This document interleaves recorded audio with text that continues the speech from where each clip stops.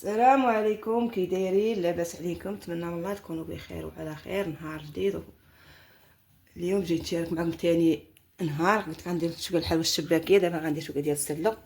دابا انا كنطحن في اللوز، هادو راه قليتهم.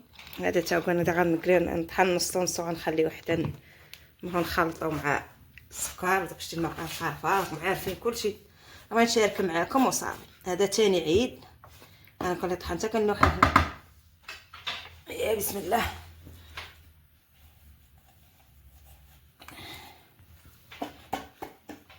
بعد ما طحنا خمرنا الطحين اللوز، هاد النص طحناه ونص كيفاش كتشوفوا حمص. عاد ما ذكرتوش ليكم. دابا هو الطحين الزيت محمر في الطحين، كبيت نص ومصابه باقي كيفاش كتشوفوا. ايوا كل الطريقه ديالو فيه كلشي المقادير، كل واش كيدير فيه. غادي نديرو ان شاء الله داك الزيت والسكر، قرفه مطحونه وداكشي داكشي باب اخرين مطحونين مع المقادير كلشي. وحنا غادي ان شاء الله نبداو نخلطو السكر والزيت، غادي نخلطو ان شاء الله. يا بسم الله. قررنا نسالي ان شاء الله.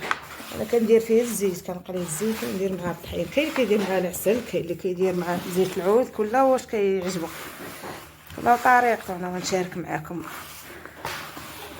شويه ديال السلو. هانتوما بركا يبغي فرصه.